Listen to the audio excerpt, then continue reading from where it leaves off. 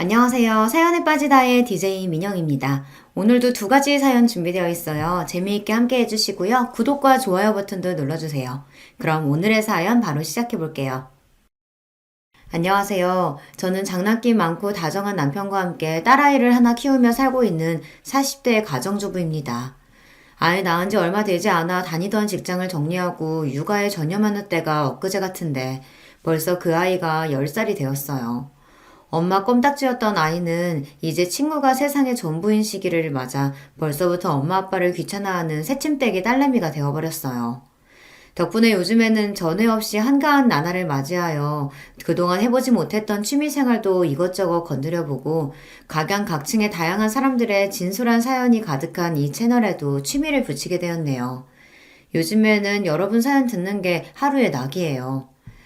저나 남편이나 타고나길 스트레스 쌓고 사는 성격이 아니고 그런 저희 부부 성격을 닮아 그런지 딸아이도 낙천적인 데가 있어서 다행히 가정 안에서 불화를 쌓을 일 없이 다복한 삶을 살고 있어요. 그런 저라고 해서 마냥 속 끓일 일이 없지만은 않지만요. 문제의 발단은 바로 제 형부입니다. 모든 의사가 다 그런 건 아닐 텐데 형부는 의사라는 제 직업이 모든 일에 면죄부라도 되는 양 구는 사람이거든요. 형부가 의사면 의사지 무슨 자격으로 남의 남편을 이렇게 우습게 봐요. 그렇게 우습게 여기던 사람한테 이제 와서 빌빌 기는 건 또 무슨 경우고. 의사 자존심 참 별거 없네요. 아니 처제, 내가 그래서 미안하다고 하잖아. 알았으면 내가 아무렴 그랬겠어? 그럼 형부가 잘했다는 거예요? 끝까지 반성할 줄도 모르고. 됐어요. 나도 내 사람한테 함부로 구는 사람 어떻게 되든 내 알 바 아니야. 처제! 지가 의사면 의사지 감히 내 귀한 남편 우습게 여기며 평소에도 깔보더니만 마지막에는 아주 사고를 제대로 치더라고요. 하지만 내 사람 그리 업신여기는 꼴을 가만히 참아줄 제가 아니었습니다. 대체 이게 다 무슨 얘기인지 제 사연 한번 들어보시겠어요? 저는 세 자매 중 둘째예요. 보통 딸 많이 낳는 집은 끝에 아들 하나 보려고 그러는 경우가 많다고 하지만 저희 집은 그렇지는 않았습니다. 비록 친가와 외가에서는 그래도 이왕이면 손자 하나 보셨으면 하고 은근히 바라셨다는 걸 알지만 그래도 그걸로 저희 세자매 서럽게 하는 일 없이 골고루 사랑해 주셨습니다.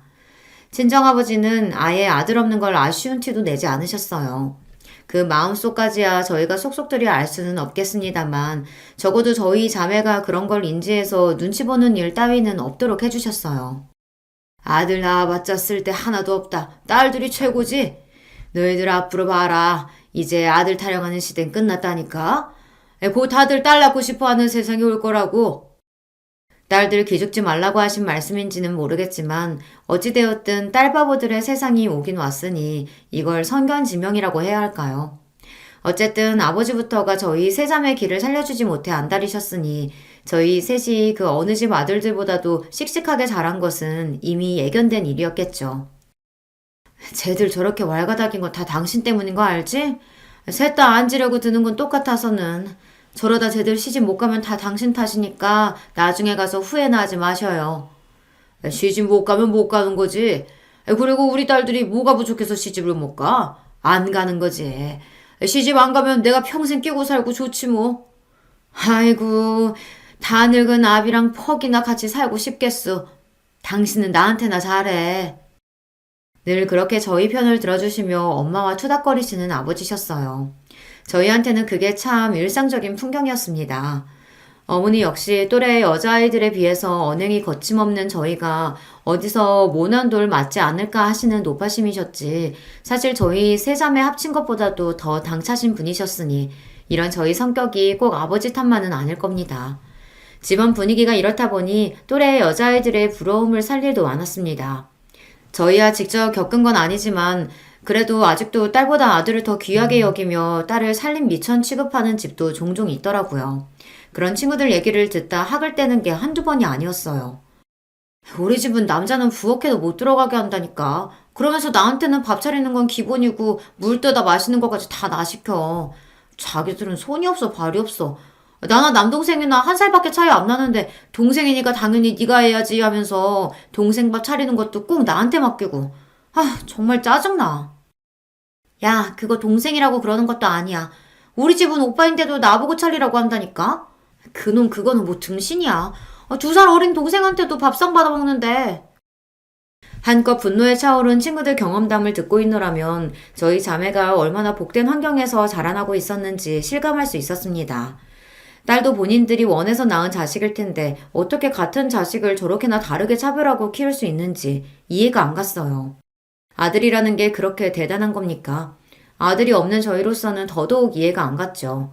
내가 커서 결혼이라는 걸 하게 될지는 모르겠지만 만약 결혼해서 애를 낳는다고 하더라도 절대로 딸이라고 기죽이고 차별하지 말아야지 생각했습니다. 가만 보면 이런 마음으로 아빠가 우리를 그렇게 키우신 건가 싶기도 했고요. 그래서 저희 자매는 하고 싶은 거, 욕심나는 거 애써 누르지 않고 당당하게 요구하며 커왔어요. 저는 운동에 소질이 있어서 초등학생 때부터 육상부 활동을 했었습니다. 자존감이 높은 만큼 만만치 않게 승부욕도 있는 편이어서 발목 부상으로 육상을 그만둘 때까지는 기록도 제법 좋은 편이었습니다. 비록 부상으로 뜻하지 않게 진로를 변경해야 했지만 그럼에도 걱정이 크지는 않았습니다. 사랑 가득 주시는 훌륭한 부모님 밑에서 자라는 게 좋은 점은 실패를 하게 되더라도 그게 내 인생의 끝이라는 생각이 들지 않는다는 점이었어요. 비록 다른 길을 찾아봐야 하겠지만 저는 아직 어렸고 제 곁에는 언제나 제 편에 서서 당신들이 해주실 수 있는 지원을 아끼지 않으실 부모님이 든든히 버티고 계셨습니다. 저보다도 더 당찬 언니와 똑부러지는 동생은 말할 것도 없었죠. 실제로 진로를 틀게 되면서 다소 그간 소홀했던 공부를 따라잡는데 언니 도움이 컸습니다. 언니가 공부를 아주 잘했거든요. 언니는 학창시절 내내 전교 1, 2등을 엎치락 뒤치락 할 정도로 머리가 좋았어요. 동생도 공부를 잘하는 편이긴 했지만 미술을 전공하면서부터는 아무래도 저만큼 공부에 전념하지 못했죠. 그래도 뒤늦게 공부 진도를 따라가려고 용을 쓰는 언니 옆에서 밤늦게까지 그림을 그리며 제 졸음을 쫓아주는 등 동생에게도 도움을 많이 받았습니다. 그렇게 저는 겨우겨우 턱걸이로 원하던 대학에 합격할 수 있었습니다. 가족들 모두의 도움이 없었더라면 언감생심 꿈도 못 꿀 일이었죠. 주변에 운동하다 뒤늦게 공부로 진로를 튼 친구들 중에서도 가장 큰 성과를 거둔 셈이었어요. 그렇게 학교 생활 열심히 하다 스포츠 에이전시 쪽으로 취업을 했고 역시 지망하던 대학을 졸업한 동생도 갤러리에 취업하면서 저희 자매는 어엿한 사회인으로 성장하게 되었습니다. 가장 늦게 취업한 건 언니였어요. 법조인의 꿈을 키우던 언니는 대학 졸업 후 로스쿨에 진학했고 과정이 끝나자마자 변호사 시험에 합격해 로펌에 입사했습니다. 시험 성적이 좋아서 이미 취업이 내정되어 있었던 만큼 언니의 앞길은 그야말로 창창했습니다. 이 나이에 겨우 취업한 언니 그동안 술 사 먹이느라 너희들 고생이 많았다. 언니가 이제부터는 얻어먹은 거 열심히 갚을게. 오, 이제 변호사 선생님 실컷 뜯어먹을 수 있는 거야? 이거 술 조공한 보람이 있구만. 술은 둘째 언니가 마셔놓고 생색은. 언니 변호사 시험 합격 겸 로펌 입사 축하주를 얻어먹는 자리에서 얼마나 기분이 좋았는지 모릅니다. 그동안 우리 언니 공부한다고 예쁜 옷도 잘 못 입고 연애도 제대로 못하고 그 고생을 했는데 앞으로 언니는 인생에 꽃길이 쫙 펼쳐졌다고 생각하니 얼마나 기쁘던죠. 저희 언니라서가 아니라 정말 어떤 남자가 와도 주기 아까운 사람이었어요. 그렇게 저희 세자매 나이가 어느덧 30대에 접어들게 되었습니다. 일찍이 결혼의 뜻이 없음을 밝힌 막내는 그렇다 치고 슬슬 엄마로부터 결혼 압박이 들어오기 시작했어요. 태영이 쟤야 결혼 안 하겠다는 소리 달고 사는 애니까 그렇다 치더라도 주영이랑 재영이는 생각 있으면 이제 슬슬 준비해야 하지 않겠어? 아예 안 갈 거면 또 몰라도 결혼 생각 있는 것 같으면 너무 늦어도 안 좋아. 일에는 다 때가 있는 거야. 출산도 너무 늦으면 너희들 몸고생스러워서 안 돼. 애들 나이 뭐 얼마나 됐다고 벌써 결혼을 닥달해. 알아서들 하겠지. 적당히 해. 당신 눈에야 애기들이지. 밖에 나가면 쟤들 관연한 처녀야. 쟤들도 이제 30 넘었는데 그게 적은 나이야 그럼? 자기는 20 간 넘은 나 낚아채 와서 장가든 주제 말도 잘한다. 아 우리 때랑 지금이야 감나무. 여전히 어머니한테는 맥을 못 추시는 아버지셨어요. 그럼에도 여전히 저희 자매들 기 살려주시느라 여념이 없는 아버지를 보고 있자면 늘 감사한 마음이었습니다. 어릴 적에도 알고야 있었지만 사회생활하면서 생각보다 성관념이 형편없는 남자들을 너무 흔하게 접하게 되었어요. 저희 아버지 사고방식이 얼마나 유연했는지 놀라울 지경이었습니다. 아버지 연세를 생각하면 더더욱 그랬죠. 저만 그렇게 생각한 건 아니었을 겁니다. 다들 사회생활 하면서 겪은 바가 있었으니까요. 나는 그런 놈들도 가정 꾸리고 사는 게 진짜 놀라울 지경이야. 도대체 얼마나 인내심이 끝내주는 여자들이면 저런 놈들을 견디고 사는 걸까? 그 꼴 보느니 속 편하게 혼자 사는 게 낫지. 뭐 동생 말도 틀린 건 아니라고 생각했습니다. 그렇게 살 바에야 혼자가 낫죠. 하지만 저는 동생처럼 비호는 아니었어요.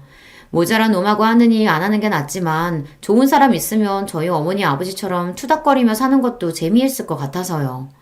하면 좋고 아니면 말고 딱 그 정도였죠. 나야 그렇다 쳐도 언니들은 어때? 큰 언니는 아직이지만 둘째 언니는 남자친구도 있잖아. 좋지. 아직 만난 지 얼마 안 됐으니 뭐라고 확신은 못해도 이 사람이면 결혼해도 재미있게 살 수 있지 않을까 싶기는 해. 언니는? 아직 연애 생각 없어? 이제 본 듯한 변호사님도 됐겠다. 주변에서 소개시켜주겠다고 꽤나 들쑤실 것 같은데. 글쎄, 아직 일도 손에 안 익기도 했고 아직은 별 생각이 안 드네. 결혼은 그렇다 치고 연애도? 아예 흥미 없어? 흥미가 없기보다는 뭐랄까. 잠시 생각에 잠긴 언니가 말했습니다. 난 내가 아까워.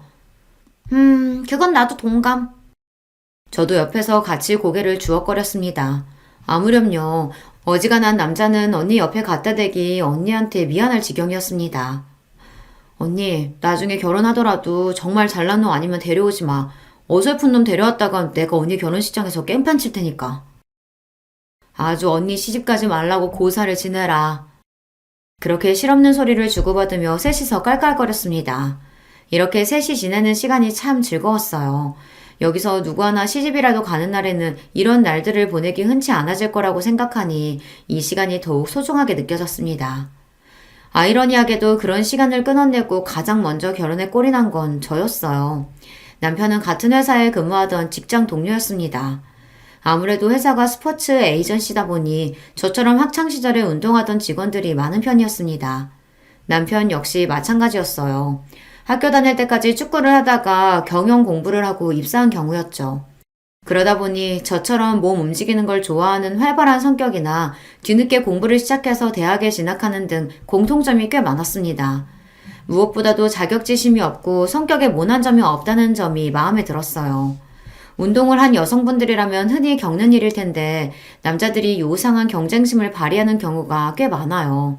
운동을 했다고는 해도 자기가 명색이 남자인데 가볍게 이길 수 있을 거라는 생각을 하고 예의 없게 찔러보는 경우도 있고요. 그래도 같은 직장에 다니는 남자 중 본인이 운동선수 출신이었던 직원들은 오히려 선수 출신들끼리의 동질감이라고 해야 하나? 최소한의 존중은 하는 것 같은데 운동이라고는 제대로 해본 적 없는 남자들이 그런 게 더 심하더라고요. 재영씨 학교 다닐 때 육상했다며? 나도 달리기 꽤 했는데 몇 초 나왔어? 재영씨 무한하게 왜 그래? 그래도 우리가 남잔데 우리만큼 기록 나오긴 힘들지. 저들끼리 뭐가 그렇게 재미있는지 사람을 가운데다 두고 낄낄거리는 꼴이 우습지도 않았습니다. 겨우 키가 저보다 살짝 웃드는 데다 배는 남산만큼 튀어나온 인간들이 그래도 남자가 어쩌고 저쩌고 하는 꼴을 보면 결혼이라면 질색은하는 동생의 마음이 충분히 이해가 될 지경이었어요. 그럴 때마다 서글서글하게 같은 남자 동료들을 먼박주는 게 바로 남편이었어요. 아무래도 운동을 안 해보셔서 그런 말씀 하시는 것 같네요. 프로랑 아마추어를 어디 비교할 수 있나요? 그래도 우리가 명색이 남잔데 아마추어라도 운동 쉬운 거 아니에요. 몇 년을 꾸준히 노력한 실력 있는 사람들을 일반인이 무슨 수로 당해내겠어요. 그래도 그 말은 좀 그렇네. 남자 자존심이었지 여자한테 지는 게 말이 돼? 프로 앞에서 여자 남자가 다 무슨 소용이에요. 원래 자기가 안 해본 건 다 쉽게 생각하는 법이니까 그런 말씀하시는 것도 이해 안 가는 건 아니네요. 제 앞에서는 말 같지도 않은 소리를 주절주절 짓거리던 인간들도 웃는 낯으로 먹이는 남편 말에는 대꾸도 제대로 못하더라고요. 남편은 남자들 사이에서 소위 말하는 서열이 높은 편이었습니다. 같은 남자들이 알아서 눈치를 보는 발언권이 센 남자였어요. 그래서였는지는 몰라도 여자 까레뭉개면서 본인들 모자란 자신감을 채우려 드는 못난 남자들과는 달랐죠. 그것도 다 남자라서 할 수 있는 말이라고 생각하긴 했지만 여자 이겨먹으려 들지 않고 서글서글한 성격만큼은 마음에 들었습니다. 한번 마음에 들면 담아두지 않고 솔직하게 표현하는 편이었기 때문에 남편과는 금방 가까워지게 되었어요. 그렇게 결혼 얘기 꺼낼 때마다 미적거리더니 그래도 우리 딸이 시집을 가긴 가는구나. 내가 참 감개가 무량하다. 우리 딸 보낸다고 생각하니까 서운해 죽겠구만. 감개가 무량하다니. 제가 결혼 의사를 밝히자 부모님 반응이 극명하게 갈렸습니다. 예상했던 바이긴 했지만 그래도 아버지께서 서운함에 눈물까지 찍어내시는 걸 보니 괜히 저도 싱숭생숭하더라고요. 걱정하지 마, 아빠. 아빠 딸 시집 간다고 어디 멀리 가는 것도 아니고 그 사람 데리고 자주 올게. 언니랑 동생도 제 결혼을 축하해주면서도 내심 서운한 기색이라는 걸 알 수 있었어요. 아무래도 결혼 후에는 완전히 예전 같을 수만은 없을 테니까요. 그런 만큼 함께 보내는 시간은 더욱 즐겁게 지내려고 노력했습니다. 아버지와 자매들을 기우와는 달리 결혼하고 나서 친정 문턱이 닳도록 뻔질나게 드나드는 저였습니다. 곁에는 남편이 함께였죠. 부침성이 있는 성격으로 저희 가족들과의 첫인사부터 호감을 산 남편은 결혼 후에는 저희 집안에 처음으로 들어온 사위 노릇을 톡톡히 했습니다. 처음에는 내 귀한 딸 뺏어갔다고 은근히 꽁해있던 아버지도 아들 노릇을 자처하는 사위에게 금세 마음을 열고 마셨어요. 우리 아빠 아들 필요 없다고 그렇게 노래를 부르더니 그것도 다 딸내미들 앞에서 거짓말한 거였나 봐. 제보 올 때마다 아주 입이 귀에 걸리셨어. 그러게 말이다. 저놈이 우리 재영이 뺏어간다면서 울고불고 하던 게 엊그제 같은데 참. 울긴 누가 울었다 그래. 강서방이 워낙 사람이 싹싹해서 정있게 구니까 어디 마음을 안 내줄 재주가 있나 내가. 하하, 장인어른께서 저를 좋게 봐주셔서 저야 늘 감사하죠. 여기가 제 친정이 아니라 자기 본가라도 된다는 듯이 자연스럽게 저희 친정 식구들한테 섞인 남편을 보고 있자면 기가 차기도 하고 웃기기도 했습니다. 아무렴 사이 나쁜 것보다야 저렇게 잘해주는 게 고마운 마음이었죠. 그렇게 남편이 저희 식구로 자연스레 스며드는 데는 오래 시간이 걸리지 않았어요. 결혼하고도 아이 생기기 전까지 연애할 때랑 다름없이 서로 짓궂게 장난도 쳐가며 참 재미나게 살았습니다. 저도 그렇지만 남편도 감정 상할 만한 일이 있더라도 그걸 길게 끄는 사람이 아니었기 때문에 큰 싸움이 날 일도 없었습니다. 가급적이면 그날 자리에 눕기 전에는 감정을 풀기 위해 노력하기도 했고 때문에 남편과 성격을 잘 맞춰가며 잘 지낼 수 있었어요. 그게 저희 친정 식구들이나 시댁 식구들 보기에 예뻐 보였는지 양가 어른들께서도 저희를 기특하게 봐주셨고요. 특히 언니는 저희 부부 사는 걸 보면서 생각이 많아진 모양이었습니다. 사실 나는 태영이랑 생각이 별반 다르지 않았었거든. 주변에 그렇게 괜찮은 남자도 없는 것 같았고. 근데 재영이 너 제부랑 사는 거 보면 결혼도 나쁘지 않겠다 싶어. 저렇게 성격 잘 맞는 사람이랑 복잡거리면서 사는 것도 재미있겠다 싶고. 언니가 결혼에 대해 긍정적으로 말한 건 그때가 처음이었습니다. 저야 결혼이 맞는 사람은 결혼을 하고 결혼을 원치 않는 사람은 안 하면 그만이라고 생각했지만 언니가 저렇게 생각을 돌린 김에 이왕이면 좀 제대로 된 남자가 나타나서 언니와 즐겁게 살아줬으면 하는 생각이 들었습니다. 생각이 없어서 그렇지 마음 돌리면 언니 주변에 남자야 차고 넘쳤습니다. 언니 조건이 워낙 좋잖아요. 한사코 거절할 때도 선자리가 그렇게 쏟아져 들어왔고 본인이 관심을 보이니 주말마다 언니 보고 선 한번 보자는 자리가 끊이질 않았습니다. 처음에는 자연스러운 만남을 추구한다는 주장을 하던 언니였지만 일할 때 말고는 바깥 출입도 잘 하지 않는 집순이였던 언니였어요. 어딜 나가야 자연스럽든 부자연스럽든 누굴 만나는 거 아닙니까? 아마 언니가 남자 만날 방법은 소개가 최선이었다는 걸 언니도 알고 있었을 거예요. 처음 몇 번 본 선상태들이 영 마음에 차지 않았던지 몇 마디 불평을 하고는 그 후로 별말을 않길래 그러다 마는 건가 싶었어요. 그래서 언니가 가족끼리 다 같이 식사하는 자리에서 결혼할 사람을 데려오겠다고 폭탄 선언을 하자 집안이 발칵 뒤집혔습니다. 갑자기? 누구 만난다는 소리도 안 했잖아. 언니 남자 있었어? 누군데? 어떤 사람인데 네가 결혼 얘기를 다 꺼내? 제대로 된 놈인 거 맞아? 확실히 잘 알아봤어? 가열된 분위기에 다들 질문 폭탄이 쏟아지자 남편이 겨우 저희 식구들을 진정시켰어요. 이윽고 장내가 조용해지자 언니가 입을 열었습니다. 선본 이후로 그쪽에서 계속 연락은 했는데 다시 보니까 또 괜찮은 것 같더라고. 조건도 나쁘지 않고. 네가 고른 남잔데 어련하겠어. 뭐 하는 남잔데? 의사예요. 지금은 대학병원에서 일하는데 곧 개원한다나? 직업이 문제가 아니라 사람이 중요하지, 사람이. 아빠 너무 흥분하지 마시고. 아무렴 똑부러지는 언니가 그런 것도 하긴 안 했을까. 말은 그렇게 하면서도 무슨 쇼핑 갔다 왔다는 것처럼 심드렁하게 자기 결혼 얘기를 하는 언니 모습이 좀 걱정이 되더라고요. 솔직히 무슨 바람이 불었나 싶기도 했어요. 언니가 어련히 알아서 하겠지만 그래도 가족이라고 내가 걱정이 돼서 형부 되실 분 어떤 분이신지 궁금하기도 하고. 무난해. 성격도 그렇고 조건도 그렇고. 사실 처음에는 같은 변호사를 만나는 게 직업적으로 많이 이해해줄 것 같기도 하고 그랬는데 남자 변호사들은 나한테 경쟁 심리를 느끼는 것 같더라고. 일하는 것만 해도 피곤한데 집에서까지 그러고 싶진 않고 무엇보다 나한테 잘해. 내 직업도 존중하고 결혼해도 최대한 지금 생활 유지하면서 살고 싶다는 말에도 이견이 없더라고. 나는 같이 있어서 뭐 더 생기길 바라는 게 아니라 서로 각자 삶 존중하면서 함께 있을 수 있는 사람이 맞는 것 같아. 뭔가 불타오르는 사랑이 느껴지기보다는 서로 잘 맞는 파트너를 찾는 것 같은 느낌이었습니다. 정작 이렇게 말하는 저도 불같은 사랑을 해서 결혼했다기보다는 마음 잘 맞고 서로 장난 잘 받아주는 소꿉친구 같은 연애를 하고 결혼하기는 했습니다만 그래도 남편이 정말 좋지 않았다면 결혼까지는 안 했을 것 같더라고요. 가족들에게 마음 쓰는 것에 비해 연애할 때 남자에게 그 정도의 정성을 쏟지는 않는 언니 성정을 생각해 볼 때 제 걱정이 괜한 걱정은 아니었다고 생각합니다.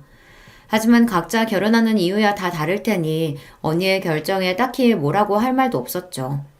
부디 언니가 말한 예비 형부가 그런 언니와 꼭 어울릴 수 있는 최적의 짝이기만을 바랬습니다.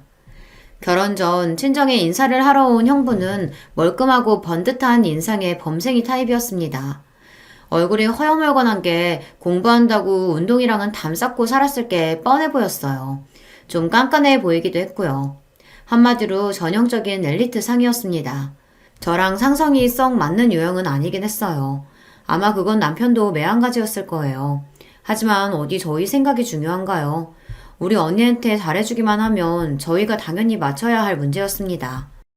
사람이 반듯하고 예의 바른 게 괜찮아 보이네. 직업도 좋고.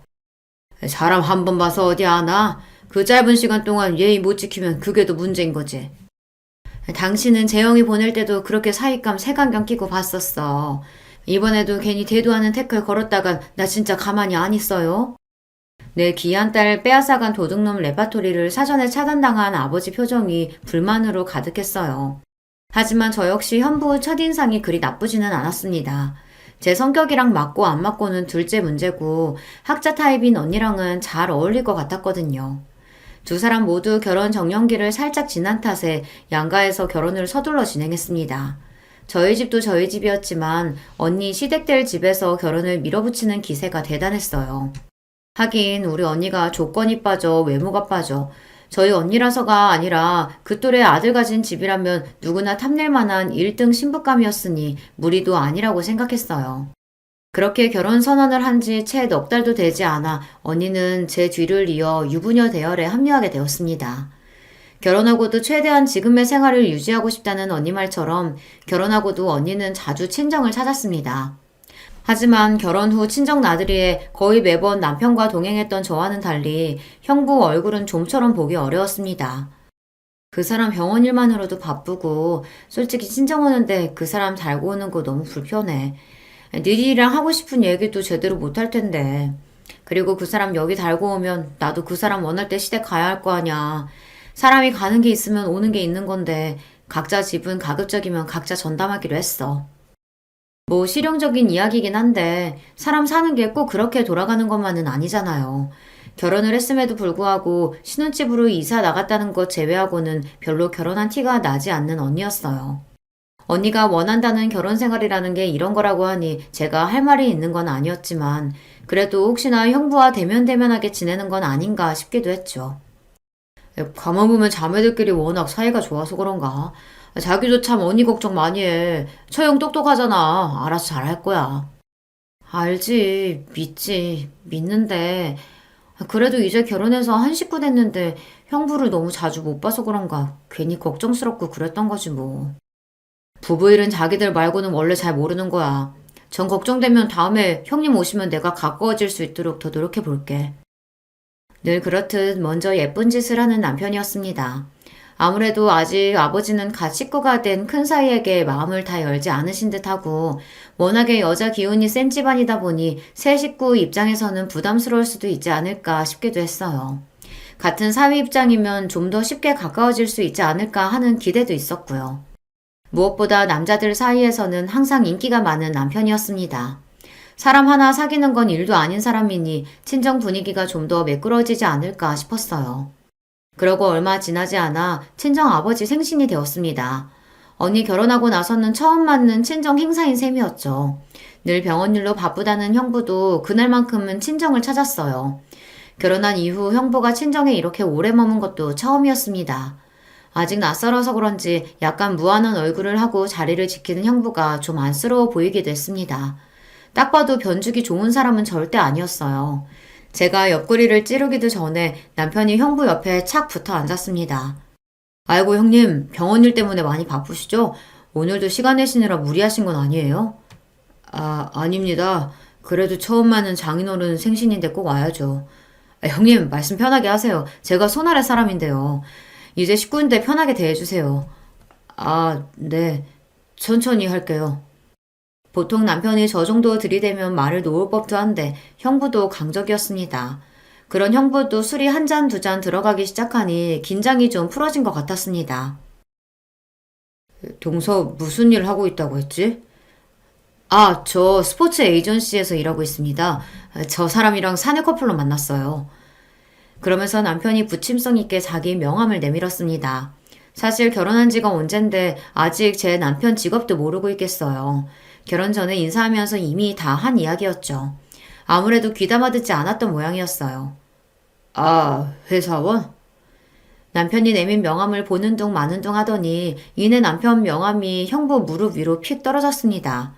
그걸 보는데 괜히 제가 기분이 좀 그렇더라고요. 주위에 사람이 많은 만큼 눈치가 기민한 남편이었습니다. 그게 전문직이 아닌 회사원에 대한 은근한 무시라는 걸 모르지 않을 텐데도 기분 나쁜 티를 내지 않고 남편이 말했어요. 회사원이긴 한데 아무래도 전문적으로 특화된 분야에서 일하다 보니 일반 직장하고는 좀 다르기는 해요. 그래요? 별 관심 없다는 태도가 무례하게 느껴졌습니다. 그동안은 내숭이라도 잘도 떨더니 술 몇 잔에 금세 사람 바닥이 드러나는 게 어이가 없었어요. 내 남편이 그 옆에서 괜히 그런 취급 당하게 하기 싫어서 혼자 술을 마시든 말든 남편을 불러다 제 옆에 앉혔습니다. 제가 뿔난 걸 알아차린 남편이 자기가 잘못한 것도 아니면서 저를 달래주겠다고 손을 잡고 장난을 거는 걸 괜히 심통을 내며 손을 뿌리쳤어요. 참나, 자기가 의사면 의사지 뭘 한다고 사람을 무시해요? 남편 말처럼 스포츠 분야에 특화된 회사였기 때문에 전문성을 띠고 있다는 건 사실이었어요. 그리고 남편은 사내에서 꽤나 인정받는 사원이었고요. 설사 그렇지 않다고 하더라도 일반 회사원은 무시해도 되는 존재입니까? 의사식이나 되는 양반이니 우리 같은 평범한 사람들은 다 웃어 보였나 봐요. 웃기는 건 제 남편한테는 그런 태도를 보여놓고는 언니한테는 또 꼼짝도 못하더라고요. 의사인 자기랑 어울리려면 변호사 언니 정도는 되어야 한다는 건지 척 보기에도 차이가 나는 태도에 빈정이 상했습니다. 그렇다고 우리 언니한테까지 남편한테 한 것처럼 대했다가는 그건 그것대로 기분이 나빴을 테지만 말이에요.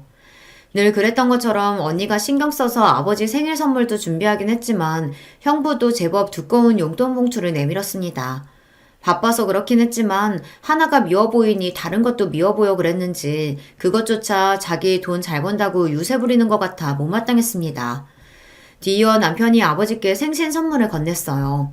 아버지 성함이 새겨진 맞춤 등산 지팡이였어요. 아버지와 시간을 자주 보내는 섬세한 성격의 남편이 준비할 만한 선물이었죠. 아버지 지금 쓰시는 등산 지팡이 손잡이 부분이 많이 닳았잖아요. 이번에는 특수 제작해서 마모가 적은 소재로 달았으니까 쓰시기 괜찮을 거예요. 역시 내 마음 아는 건 우리 강서방밖에 없다. 고마워. 다음에 같이 등산 갈 때 꼭 들고 갈게. 두꺼운 봉투보다 남편의 등산 지팡이를 더 기쁘게 받으시는 아버지셨습니다. 우리 사위 최고라며 평소처럼 서로 부둥부둥하는 남편과 아버지를 보는 형부 시선이 묘하게 고가워 보이더라고요. 제가 곱깝게 보면 뭐 어쩔 거야 싶었어요.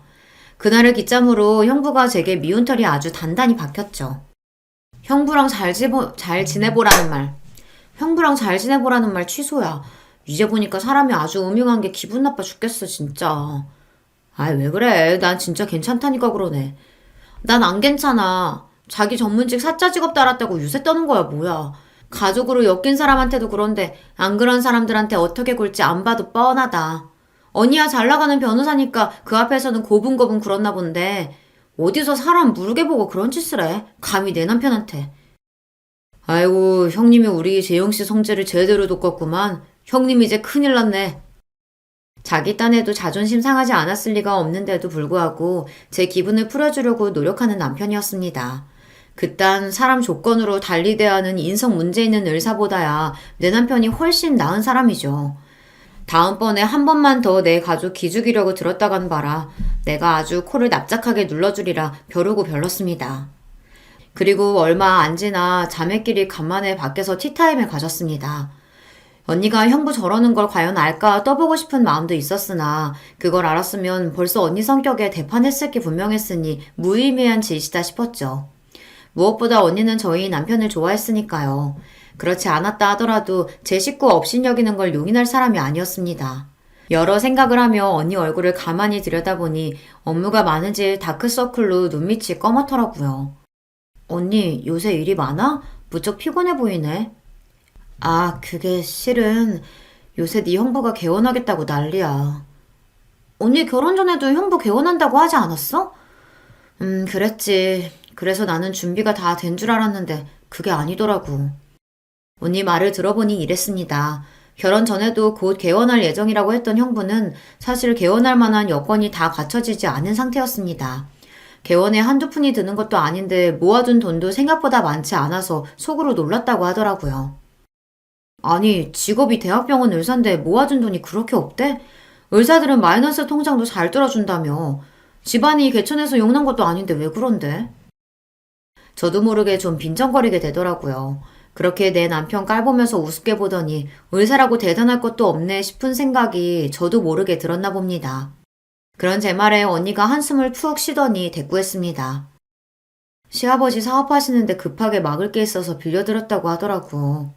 말이 빌려드린 거지 아들 자식 지금까지 키워서 의사 만들어놨는데 그 정도는 받아야 되는 거 아닌가 생각하시는 눈치야. 못 받을 것처럼 얘기하는 걸 보니 본인도 딱히 돌려받을 생각도 없는 것 같고. 그럼 개원 못해? 그렇지. 그러면 개원 생각을 접어야 맞는 거지. 그런데 개원을 하겠대. 무슨 돈으로? 설마 언니한테 그 돈 해달라는 거 아니지? 동생 말에 언니 표정이 굳어졌습니다.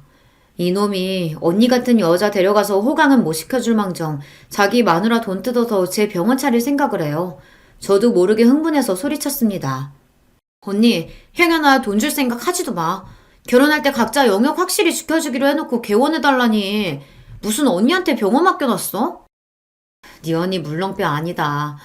대놓고 그렇게 요구하지는 못하는데 내가 대놓고 나 그런 거 못해준다고 딱 못 박았어. 내가 못해준다는데 뭘 어쩔 거야. 맞습니다. 언니가 아니라면 그건 정말 아닌 거였어요. 언니가 순순히 당하고 있을 성격이 아니라는 걸 알면서도 괘씸한 마음은 가시질 않더라고요.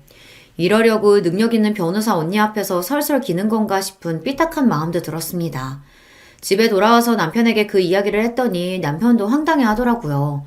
왜 안 그렇겠어요. 언니가 뭐가 아쉬워서 남편 병원까지 해줘가며 결혼 생활을 유지해야 해요. 선볼 때 언니의 변호사 사무실 내주겠다고 한 번만 만나달라던 남자가 한둘이 아니었던 언니인데요.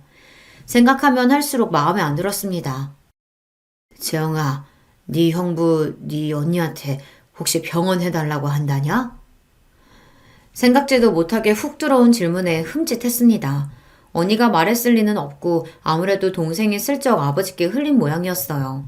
언니는 우리 집안 자랑이었습니다. 그런 자랑스러운 언니를 감히 물주 취급한 형부한테 동생이라고 감정이 좋을 리가 없었습니다. 가뜩이나 아직 큰 사이에게 마음을 열어주지 않은 아버지한테 저런 말을 전한 건 명백히 의도가 있는 행동이었으니까요. 내가 처음부터 정이 안 가더라니 우리 귀한 딸 데려가 놓고 그런 소리래? 자기가 의사니까 뭐 옛날처럼 열쇠 3개라도 받아내겠다는 거야 뭐야.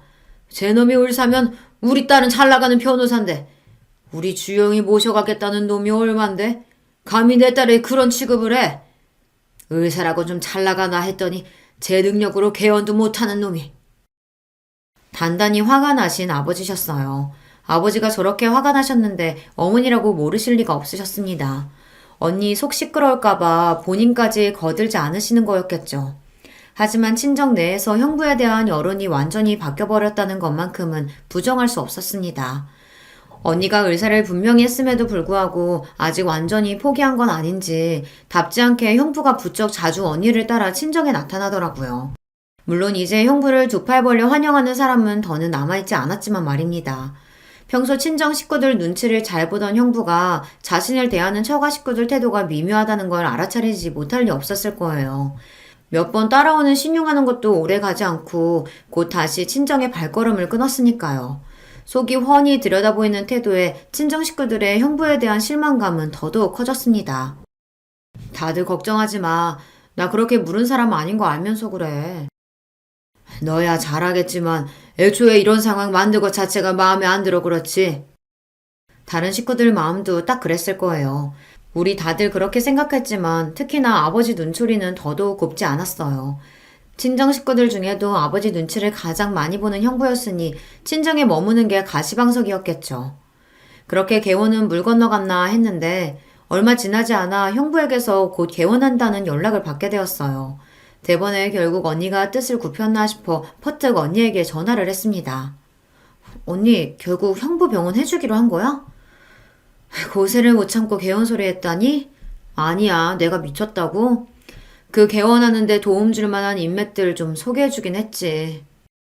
직접적인 도움을 준 건 아니더라도 언니도 꽤나 시달린 모양이었습니다. 아니었으면 얄짤없는 성격의 언니가 그런 우회적인 노력까지 해가며 속을 끓이지는 않았을 테니까요. 결국에는 본인이 원하는 걸 얻어냈구나 하는 생각에 형부가 괘씸하기까지 했습니다. 아주 잘난 마누라 얻은 덕은 혼자 다 보고 있구나 싶었어요. 개원을 하든 말든 상관도 하기 싫었으나 그래도 언니의 남편이었습니다. 마지못해 혼자 후딱 갔다 얼굴 도장만 찍고 나올 생각이었는데 정장 차림의 남편이 슬슬 따라오더라고요. 갈 거 없다니까. 나도 얼굴만 비추고 곧장 나올 거야. 모르면 모를까. 그래도 좋은 일인데 한 식구가 돼서 가보지도 않는 건 좀 그렇지. 뭐 예쁘다고 축하식이나 해줘. 정작 형부는 우리 같은 사람 가족으로 생각하지도 않을 텐데. 속상한 마음에 소리를 빽 질렀으나 그저 허허 웃는 남편이었습니다. 웃는 낯이지만 남편 고집도 보통이 아니기에 남편을 말릴 수 없다고 생각하니 더 속이 상했어요. 그렇게 이미 출발 전부터 마음이 상한 채로 형부의 병원에 다다랐습니다. 아직 이른 시간이었는데 술판이 벌어졌는지 형부 얼굴이 얼큰해져 있었습니다. 그 옆에서 본인 남편을 한심하게 쳐다보는 언니 얼굴에서 그간 적지 않게 시달렸을 피로감이 느껴졌습니다. 처제도 왔네, 처제. 나도 이제 병원장이야. 이제 언니 어디 가서 사모님 소리 듣게 됐으니까 처제도 좋지? 제가 좋을 게 뭐가 있어요. 다른 데도 아니고 병원에서 술 냄새를 풀풀 풍기는 꼴을 보자니 어이가 없더라고요. 저 뒤쪽에 저희 친정 부모님도 도착해서 슬슬 올라오시는 게 보였습니다. 그때였습니다. 제 남편을 발견한 형부가 남편 얼굴에 떡하니 손가락질을 하더니 쩌렁쩌렁 소리를 쳤습니다. 너도 왔냐? 나 병원 차렸다니까 뭐 좀 떨어질까 싶어 왔어? 이 인간이 미쳤나 싶었습니다. 곁에 있던 언니도 자기가 제대로 들은 게 맞나 의심스러운 표정으로 제 남편을 경악한 눈으로 쳐다보았어요. 형부놈은 뭐가 그렇게 신이 나는지 제 남편 앞에서 실실 웃으며 비꼬기를 멈추지 않았습니다. 사나이가 태어났으면 한 번쯤은 이렇게 살아봐야지. 그동안 별것도 아니면서 어지간히 설치고 다니더니 어떠냐? 이게 바로 성공의 맛이라는 거야. 내가 저 사람이랑 결혼해서 엮인 것만 아니었으면 너 같은 일반 회사원, 평사원, 나부랭이 어울릴 급이 아니라고. 사위라고 딱 둘이는 거 이 모양이라니. 내가 얼마나 기가 차는 줄 아냐? 남자가 능력이 있어야지. 이건 뭐 능력도 없고 패기도 없고. 장인어른도 이런 놈이 뭐가 그렇게 좋다고. 넌 우리 집안 수치야, 수치. 미쳤어요 진짜? 술을 처먹을 거면 곱게 처마시던가. 지금 누구 앞에서 행패야? 이건 선을 넘어도 보통 넘은 게 아니었습니다. 술주정으로 넘어가 줄 수 있는 수준이 아니었어요. 내 언니 닥달해서 제 분수에 넘치는 개원까지 해놓고 감히 누구 능력을 운운합니까? 당장에 형부놈 뺨이라도 갈길 제 기세에 도리어 남편이 막아섰습니다. 여보, 그만. 왜 막아? 막말은 저놈이 했는데. 이 사람이 진짜 미쳤나? 제부, 내가 정말 미안해요. 내가 사과할게. 정말 미안해요. 사과는 무슨 저런 놈한테 사과를 하고 있어. 이 사람이 진짜. 이게 다 무슨 짓거리야? 벼락 같은 친정아버지 불호령이 떨어졌습니다. 그 소리에 겨우 정신을 차렸는지 형부놈이 슬금슬금 저희 식구들 눈치를 보기 시작했어요. 제가 뭐 틀린 소리 했습니까? 별것도 아닌 둘째 사이랑 비교당하는 것도 자존심 상할 판에 온 식구가 똘똘 뭉쳐서 사람을 무시하고. 댁 하는 짓거리가 이 모양이니까 무시당하는 거야. 이 자격지심 덩어리야. 저도 더는 참아줄 생각이 눈꼽만큼도 없었습니다. 술 마시니 개되는 게 형편없는 인상이 그대로 나오더라고요. 언니 얼굴이 분노와 창피함으로 시뻘게 달아올랐어요. 나 아니었으면 개원도 못했을 놈이 지금 누구 앞에서 큰 소리 치는 거야? 감히 내 가족들 앞에서 이 추태를 부려? 너같이 못난 놈하고는 더는 같이 못 살겠다. 네 놈이랑은 이걸로 끝이야. 갑작스러운 언니의 결별 선언에 술이 확 깬 듯한 형부였습니다. 하지만 이미 늦었죠. 언니 성격에 한번 내뱉은 말을 번복할 리가 없었습니다. 발등에 불 떨어진 표정의 형부를 보며 제 남편이 다 들리도록 픽 웃었어요. 남편 눈에 형부꼴이 얼마나 웃었겠어요. 그러자 놈이 제 남편을 획 째려보며 화풀이를 해댔습니다. 괜히 좋은 날 재수없게 너 같은 놈이 와서 이 자리 다 망쳤어. 이 능력도 없는 놈이? 저 인간이 미쳤나 진짜. 당신 그만 못해? 나는 능력 없어도 됩니다. 아무렇지 않은 표정으로 말하는 남편 말에 형부 표정이 어리둥절해졌습니다. 내 명의로 된 건물 시세만 200억이 넘는데 제가 굳이 능력이 있어야 할 이유가 있나요? 아, 그래서 그렇게 능력에 집착하시는 건가? 그렇게 죽어라 능력 갈고 닦았는데도 잘난 우리 제부한테 불붙어서 겨우 개원하셨으니 그동안 얼마나 노고가 많으셨겠어요. 그걸 생각하니 이 난동 부리시는 게 이해가 아주 안 가는 것도 아니네요. 참 딱하게 되셨어요, 형님. 아, 이제 제부랑 갈라서 할 거니 형님도 아닌가? 무슨 너 같은 놈이 200억이 가당키나 해? 남편 말에 경악해서 빽 소리를 지른 형부가 싸늘한 표정으로 자신을 쏘아보는 우리 친정 식구들 반응에 남편 말이 허풍이 아님을 깨달은 모양이었습니다. 아니, 나한테 분명 회사원이라고. 회사원도 회사원 나름이지. 지금 우리 다니는 이 회사가 우리 시댁 회사예요. 이 사람이랑 아버지가 같이 키운 회사라고. 이 노력도 없이 남의 등이나 쳐먹으려고 하는 빈대 같은 새끼야. 앞서 언급한 제 직장인 스포츠 에이전시의 설립자가 저희 시아버지십니다. 남편은 평사원부터 차근차근 업무를 배워 경력을 쌓고 있었고요. 아니, 처음부터 내가 알았으면 그랬겠냐고. 아니, 말을 해줘야 알지.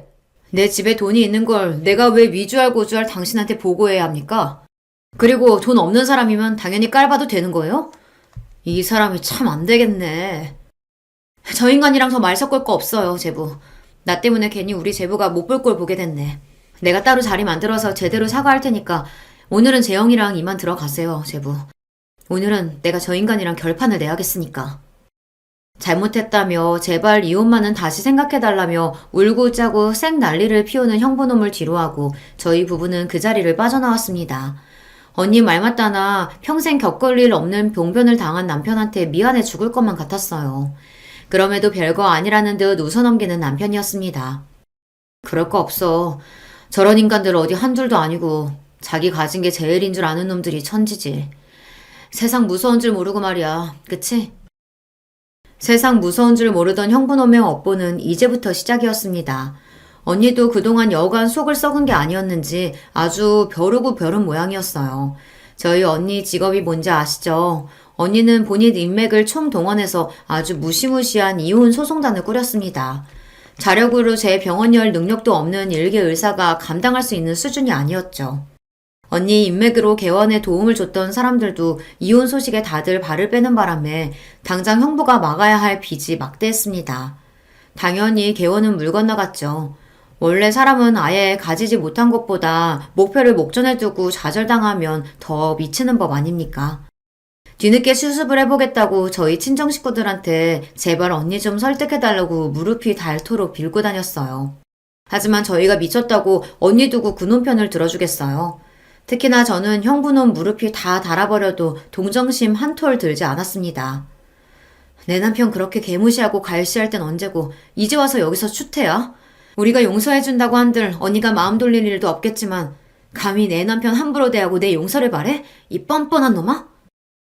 쌀쌀해진 날씨에도 아랑곳하지 않고 물 한 바가지를 끼얹어 눈물 내쫓은 제 속이 얼마나 시원했는지 모릅니다. 남편도 굳이 말리지 않고 그 광경을 구경했어요.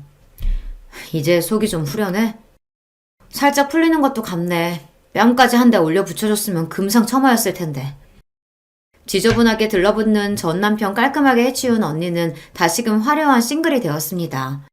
괜히 언니 결혼에 불화해 도화선이 된 건 아닌가 걱정하는 제게 도리어 언니가 말했습니다. 아니다 싶을 땐 하루라도 빨리 발 빼는 게 인생 덜 낭비하는 거야.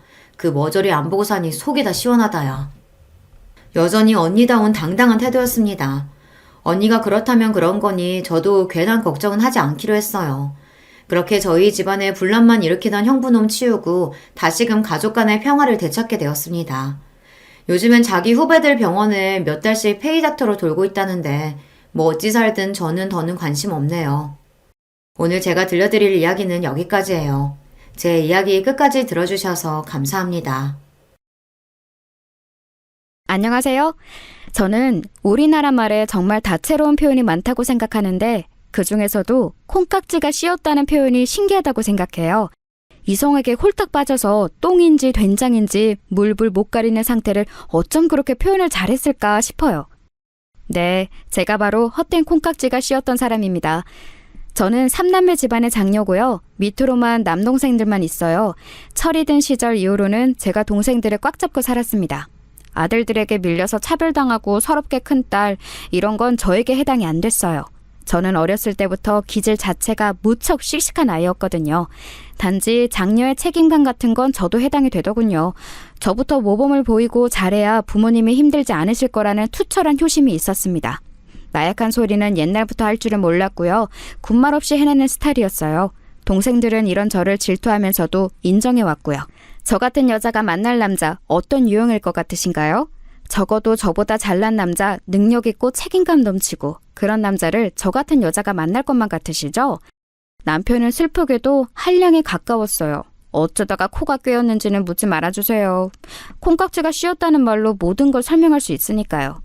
제가 결혼하겠다고 하니까 부모님은 굉장히 당황스러워 하시면서도 차마 사위감이 별로다라는 말을 입 밖으로 못 내셔서 입술만 움찔움찔 하셨어요. 저는 그걸 눈치챘음에도 괜히 모른 척 했었죠. 그래. 우리 노우리가 어련히 알아서 자기 신랑감을 잘 골랐을까?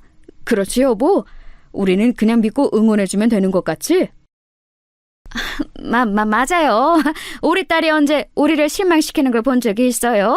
언제나 자기 동생들에게 귀감이 되는 누나였잖아요. 결혼하겠다는 이야기가 갑작스럽게 들리는 건 맞지만 알아서 잘해 나갈 거라고 믿어요. 부모님은 그런 대화를 나누시며 아쉽다는 눈빛을 하고 계셨으나 저는 속으로 행복하게 사는 것으로 증명해 보이겠다는 다짐만 하고 있었습니다. 제 친정은 이렇게 금세 일단락이 되었는데 시댁 쪽은 어땠을까요? 황당함이 아주 이만저만도 아니었습니다. 시어머니께서는 어디서인가 궁합을 받아왔다며 저에게 웬 종이 쪼가리를 내미시더니 고개를 절레절레 저으셨어요. 결혼하겠다고 인사를 드린 이후로 처음 따로 뵙는 자리였습니다. 우리 아들하고의 궁합이 썩 좋지가 않구나. 이 결혼 쉽게 승낙할 게 아니야. 네? 갑자기 그게 무슨 말씀이세요?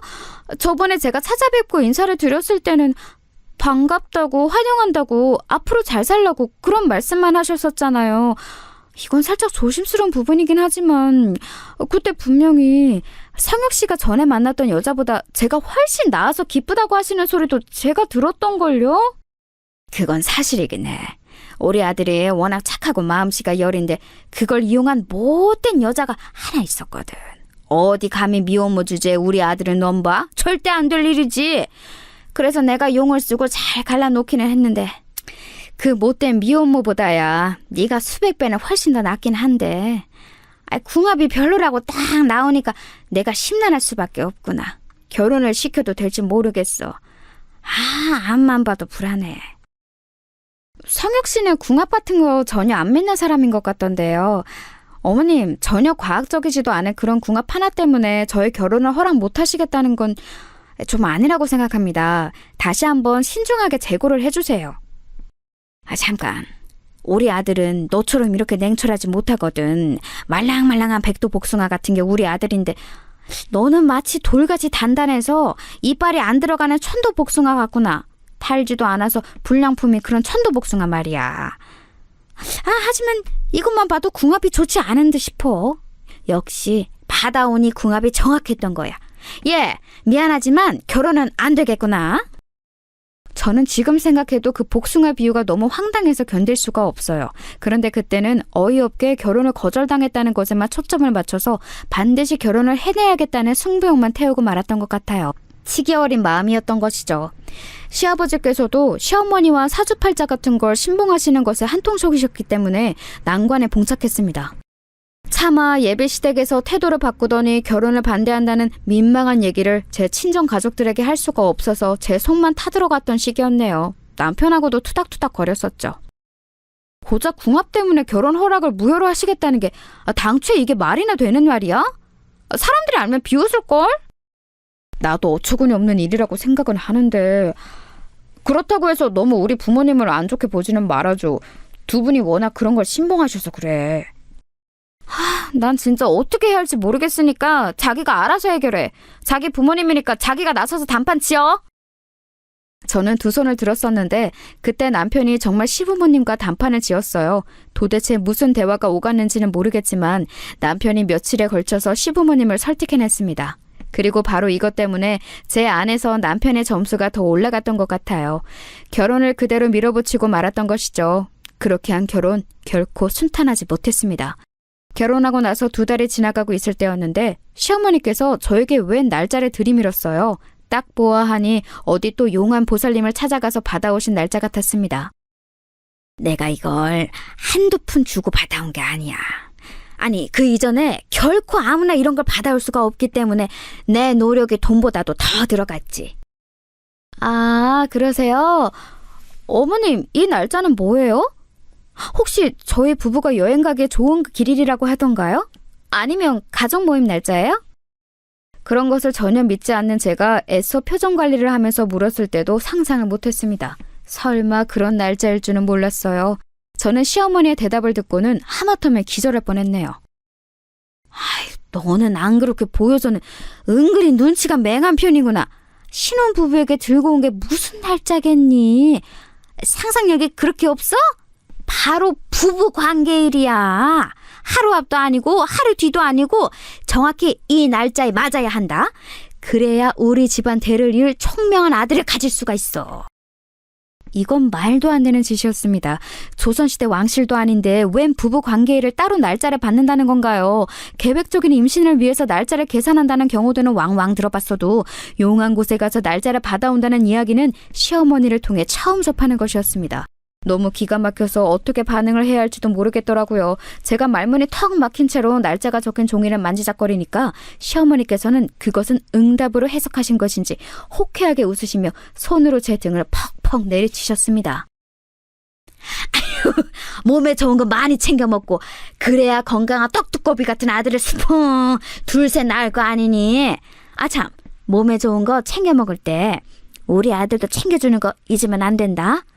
언제나 늘 항상 너는 네 몸보다 우리 아들을 우선시 해줘야 돼. 내가 차별하라고 이러는 건 아니고 우리 보살님이 며느리의 기가 강하기 때문에 그 기를 꺾고 아들의 기를 살려야 부부가 오래간다. 이렇게 말씀을 해주셨기 때문이야. 이해하지? 아니요, 사실은 전혀 이해가 안 갔어요. 그런데 결혼생활 초장부터 설왕설래를 길게 하고 싶지 않아서 그저 어색하게 웃으며 시어머니와의 그 대화를 얼른 끝냈을 뿐이에요. 그런데 시어머니께서 며칠 뒤 제가 시댁에 방문했을 때 시아버지께서 계시는 자리에서 또 그 이야기를 꺼내시는 바람에 제 얼굴이 화끈거렸죠. 결혼한 지 얼마 되지도 않았는데 시아버지 앞에서 부부 관계일이라든지 하는 이야기를 듣고 싶은 며느리는 없잖아요. 그래서 확 자리를 박차고 일어날까 하다가 옆에서 제 눈치를 살피는 남편을 봐서 그래도 참았습니다. 남편이 전전긍긍하면서 저에게 미안해하더라고요. 자기는 그런 날짜 같은 건 안 믿는다고 하면서 철저히 제 편이라고 했습니다. 그래, 시댁이 내 예상과는 다르게 좀 유별나면 어때? 내 남편만 정상이면 됐지. 연애 때도 느꼈지만 나를 잘 맞춰주는 사람 같아서 나는 이 부분이 참 좋아. 남편 하나만 보고 갈 작정이었네요. 적어도 그 부부 관계일이라는 날짜가 오기 전에는 그랬었죠. 남편이 그날따라 자꾸 눈짓으로 신호를 주길래 당연히 신혼이었으니까 저도 화답을 해주려고 했는데 그때 문득 오늘이 그 날짜 아닌가 싶은 생각이 드는 거예요. 어제는 내가 불러도 모른 척하면서 책을 보겠다느니 TV에서 재미있는 거 한다느니 온만 핑계를 다 대더니 오늘은 왜 이렇게 적극적이야?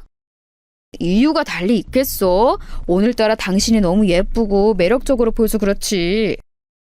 아닌데? 내가 딱 보니까 표정이 그게 아닌데? 오늘이 바로 어머님이 전에 받아오셨던 그 날짜 맞지?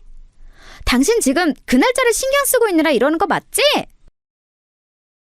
제가 거짓말은 소용없다는 식으로 밀고 나가니까 잠시 후에 남편이 수긍을 했습니다. 자기는 절대로 그런 거 안 믿고 신경도 안 쓰는데 시어머니께서 하도 이틀 전부터 성화를 부리셔서 어쩔 수 없었다고 하는 겁니다. 그러면서 덧붙이는 말이 자기는 저를 지키기 위해서 시어머니의 잔소리를 혼자 다 상대했다고 그랬어요. 일하는 와중에도 시어머니의 전화가 자꾸 왔었고 어쩔 수 없이 그 날짜에 지키겠다고 확답을 했다는 거예요. 대신 저를 귀찮게 하지 말아달라고 귀찮고 번거로운 건 다 자기가 지고 가겠다고 시어머니께 그렇게 말씀드렸다고 했습니다. 그건 꽤 가상한 발언 아닌가요? 점수 딸 만한 요소였죠. 하지만 저는 보고 말았습니다. 남편이 씻는 동안 이상하게 저는 남편의 휴대폰을 보고 싶더라고요. 비밀번호가 걸려 있었지만 저는 그동안 아닌 척하면서 곁눈질로 남편의 휴대폰 하는 걸 봤었기 때문에 비밀번호가 뭔지 속으로는 알고 있었어요. 이때 처음 사용해보게 된 거였죠. 그리고 통화 목록을 봤을 때 시어머니와 근무 중에 통화한 적이 최근에 단 한 차례도 없었다는 걸 알아냈어요. 끽해야 문자만 몇 통 주고받았던데 그마저도 시어머니께서 안부를 물으시거나 잔소리를 하시는 것에 대해 남편이 굉장히 귀찮다는 듯 단답으로 쳐낸 게 다였어요. 그래 놓고서는 저에게 자기 아내를 위해 결혼 초장부터 모친과 맞서는 남자인 척 굴었다니 진심으로 황당했습니다. 그런데 와중에 더 기가 막혔던 건 남편이 시어머니께 웬 허세를 떨고 있었다는 거예요. 약간 문장에 긴 문자가 있길래 무심코 확인했더니 시어머니께서 며느리의 기가 세서 불안하다고 하시며 보살내미지 뭔지 아는 사람이 했다는 말을 들먹이셨는데 거기다 대고 남편이 이런 식으로 반응을 했더라고요. 노을이는 내가 꽉 잡고 있으니까 괜한 걱정하지 마. 엄마, 걔가 겉으로만 강한 척하는 거고 집에서는 찍소리도 못해. 내가 씻고 나오면 욕실 앞에서 무릎 꿇고 수건대령 하는데 내가 이 정도야. 어이가 없어도 너무 없었죠.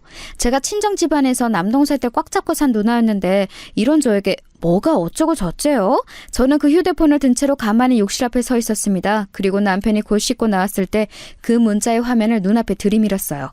휴대폰 액정이 커져 있길래 무심코 봤다는 짧은 거짓 핑계를 댄 뒤 말입니다. 어리둥절해하던 남편은 상황 파악을 마치고서는 아연실색이 되었죠. 그리고 어떻게 했던 줄 아세요? 가타부타 말도 않고 제 앞에서 무작정 무릎을 또 꿇었습니다. 본인 모친에게 허세를 떨었던 내용무대로 본인이 행하게 될 줄은 몰랐을 테지요. 시어머니께 기세등등한 남편인 척 굴고 싶어서 그런 허세를 떨었다고 했습니다. 제 이미지를 멋대로 깎아먹고 있었던 것 같아서 저는 기분이 나쁘긴 했지만 남편이 곧장 무릎을 꿇으니까 솔직히 할 말이 없었어요. 여기서 더 화를 내면 되려 제가 예민한 사람이 될 것만 같은 느낌? 그런 게 있었습니다. 아무래도 신혼이었으니까요.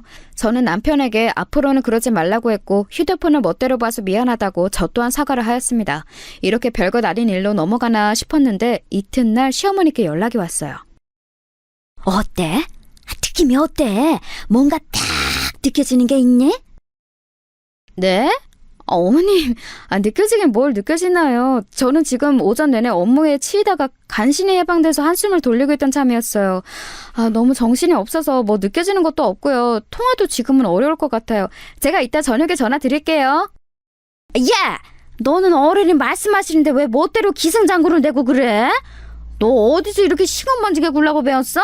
집에서 그렇게 교육받았니? 너 이렇게 싸가지 없게 굴 것 같으면 내가 우리 아들한테 다 일러바칠 거야. 너 혼내라고.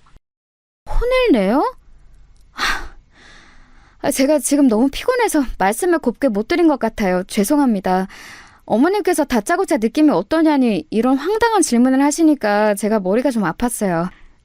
근데요, 어머님, 기승장구가 아니라 기승전결이에요. 너 대학 나왔다고 유세 떠는 거야? 너는 대학 나왔고 나는 중졸이라 이거지? 너무 못난 며느리를 들이며 패가 망신하고 잘나서 기가 드센 며느리를 들이며 우리 아들이 고생할 거라고 보살님이 예전에 분명 그러셨는데 나는 지금 그게 왜 생각나는 건지 모르겠네. 어머니, 오늘 뭐 기분 안 좋은 일이라도 있으셨어요? 목소리가 격앙돼 있으신 게 왠지 그런 것 같아서요. 저는 참고로 어머님이 중졸인지 초졸인지 아니면 대졸인지 알지도 못했습니다. 지금 처음 알았네요. 내 속 터지게 하는 망할 딸년 때문에 이러는 거지 뭐. 에이, 아니다. 너한테 이런 얘기 해봤자 뭘 하겠니. 아무튼 어제가 아주 중요한 날짜였잖아. 귀하게 받아온 날짜인데 혹시 뭐 느껴지는 게 없느냐 이 말이야. 범상치 않은 아이를 임신할 때면 아주 처음부터 몸에서 느껴지는 기운 같은 게 있다던데. 너는 뭐 느껴지는 게 없니? 응? 립스틱을 고쳐 바른 직후였다는 것도 있고 저도 모르게 그때 입술을 아주 꽉 꿰물었답니다. 저는 살면서 시어머니의 황당한 논리를 간접적으로나마 경험해 본 적이 없는 사람이었어요. 주변에 있는 종교인들이라곤 교회와 성당을 다니는 사람들 뿐이었으니까요. 그런데 득달같이 전화를 하셔서는 임신의 기운이라느니 앞으로 부족을 받아오겠다느니 그런 말씀을 하시는 시어머니를 마주하니까 속된 말로 환장해서 돌아가실 것만 같았습니다. 애써 참고 지냈더니 몇 주 후에는 이런 말씀도 하시더군요. 아우, 큰일 났다. 아주 큰일이 났어. 며느리가 직장 생활을 하고 있거든. 그걸 그만두게 하는 게 우리 아들의 앞길에 도움이 될 거라고 용한 보살님이 단호하게 말씀을 해주셨어. 전혀 없이 진지한 표정이시더라. 너 그 직장 언제까지 다닐 거니? 앞만 곱씹어봐도 시어머니의 말씀은 헛소리에 가까웠어요. 이해를 해보려고 해도 머리만 점점 아파왔죠. 게다가 환장할 요소가 더 있었으니 그건 바로 제 시누이였습니다. 갑자기 웬 시누이냐고요?